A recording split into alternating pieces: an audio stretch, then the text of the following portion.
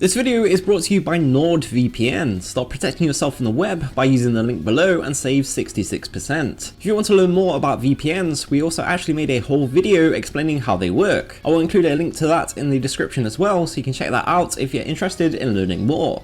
Yu-Gi-Oh! VRAINS, the newest series in Konami's Yu-Gi-Oh! Anime, was recently broadcast in English for the first time. The series premiered on the Canadian TV channel Teletoons on September 1st, with new episodes appearing every Saturday and Sunday. This version will also begin broadcasting in other Western countries like the US and the UK at some point in the near future. Like all other Yu-Gi-Oh! Series released in the West, this English version has had changes made to it compared to the Japanese original. This video will take a look at some of these differences found in the English show so you can compare them yourself. The first thing to point out is that overall things have so far been kept pretty faithful to the original. However, you can find a few changes in places due to things like translation reasons and moral concerns. On the translation reasons side, the English release of Yu-Gi-Oh! VRAINS will try to keep written text to a minimum, whether this text is in Japanese or English. Signs like those on these buildings in episode 1, for example, will have the text completely removed overseas, and you'll be able to find other edits like this throughout the series. Sometimes text will also be replaced by pictures rather than translated into English. You can see examples of this in the news report from episode 3, for example, or the signs of the crowds during episode 6, which had their messages replaced with pictures of Blue Angel. The Japanese episodes also show the duelist names at the start of duels. This is replaced in the English episodes with a color-coded graphic effect. Occasionally, scenes showing text will be cut out of the English version completely, such as during episode 6 when Playmaker receives a lot of hate from people on social media. In the Japanese version, shots will show some of these messages that he's been receiving, whereas overseas, AI just describes the messages and we don't get to see any of them. As for why changes like these are being made, it's possible that it's due to trying to save on resources and making the English translation process easier. It's also a possibility that the English studio feels that younger audiences will prefer the show if it wasn't too text heavy, and that this will be more engaging for their overseas market. Whatever the case, these aren't the early edits that have been made so far to the show. There have also been a few other changes due to moral reasons and wanting to keep the show child friendly. Violence, for instance, has been slightly toned down in places, such as when AI is attacked by Kraken Dragon at the start of the first episode. In the Japanese version, you can actually see AI being crushed.